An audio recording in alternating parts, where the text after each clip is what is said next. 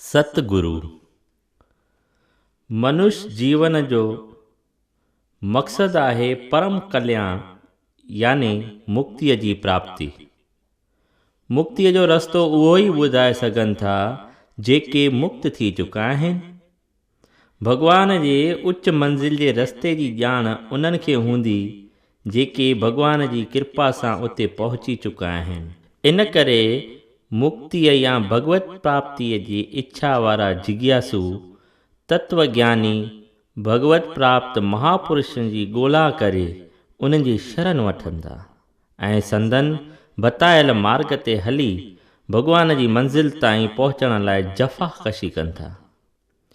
अहिड़ीअ रीति तत्वज्ञानी भगवत खे प्राप्त थियल उच्च महात्माऊं ई सतगुरु चइजनि या कोठजनि था। गुरु उनखे चइबो आहे जंहिंखां मनुष्य का अहिड़ी नई ॻाल्हि सिखे जंहिं ॻाल्हि खे हू न ॼाणंदो हुजे।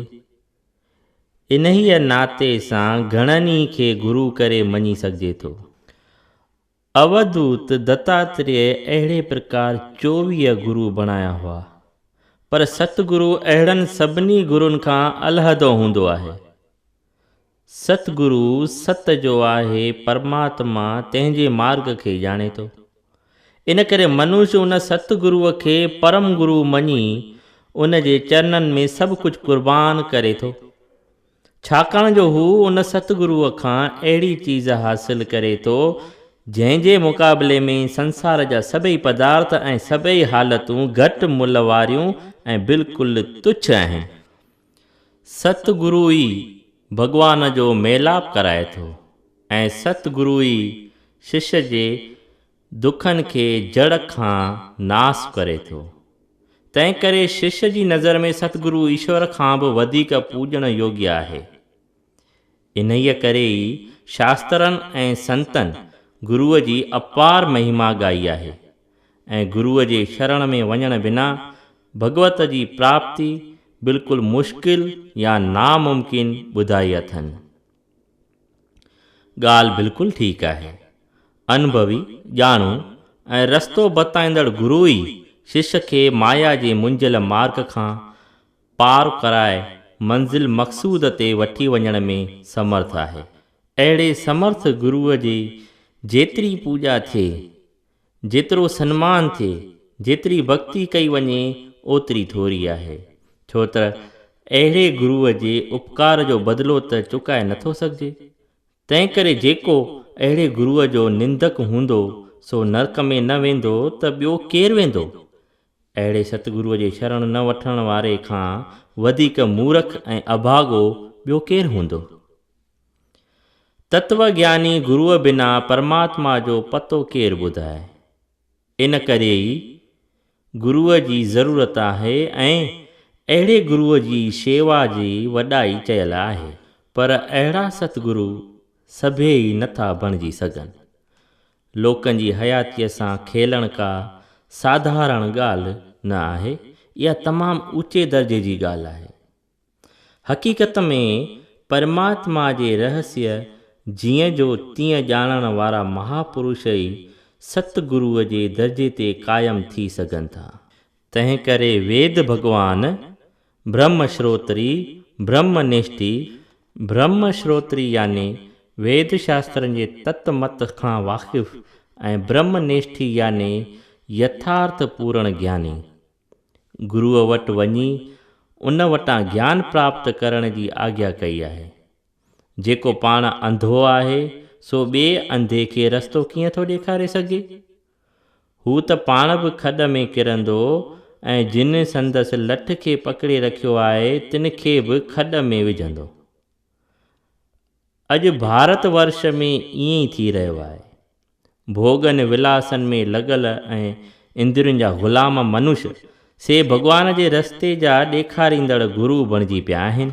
उन जो नतीजो घो नरक रूपी अग्नीअ में आहूतीअ जो पवणु ऐं उन भयानक अग्नीअ जो घणे में घणो भंभट थियण खां सवाइ ॿियो छा थो थी सघे।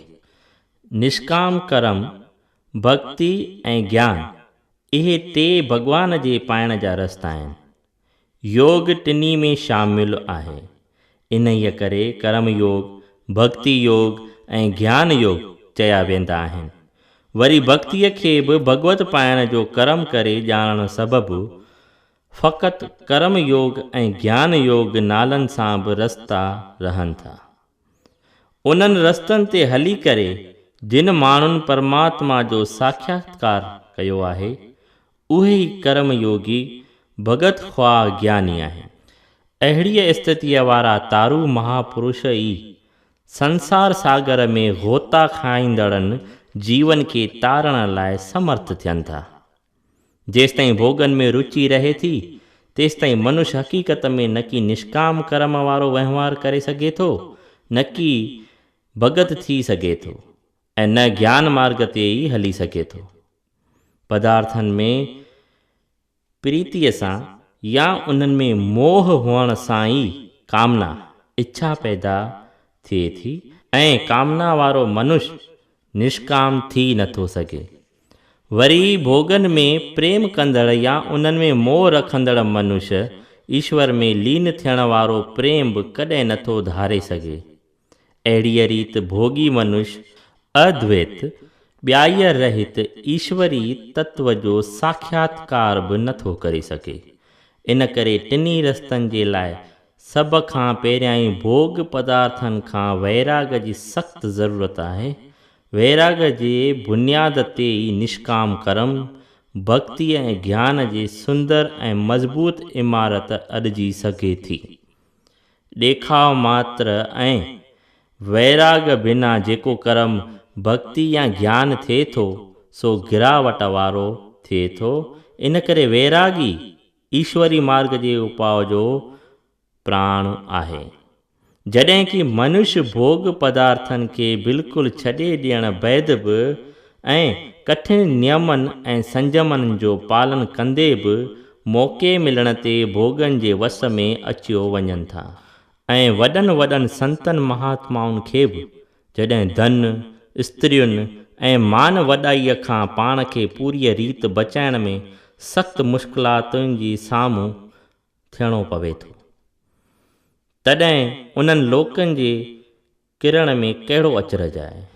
जेके राति ॾींहं भोग पदार्थनि में ग़लतान आहिनि, धन हासिलु कनि था ऐं मेड़िनि था, भेटाऊं वठनि था, कुटुंबनि जे झंझटनि में जकड़ियल रहनि था, राजाउनि जहिड़ा ठाठ रखनि था, माल मलीदा खाइनि था, अतुर फुलेल लॻाइनि था, ॾींहं राति कपिड़नि ऐं गहणनि सां पंहिंजे शरीर खे सिंगारनि था, नाटक सिनेमाऊं ॾिसनि था, ज़ालुनि जा नाच गाना ॿुधनि था, इश्क वारा गंदा पुस्तक पढ़नि था, राजसी ठाठ सां कश्मीर ऐं सिमले जा सैर कनि था, पाण खे भॻवान चवाए शिष्यनि ऐं शिष्यणियुनि खां पाण पूॼाइनि था, ख़ुशामदड़ियुनि सां घेरिया रहनि था ऐं अभिमान जे नशे में टाट रहनि था।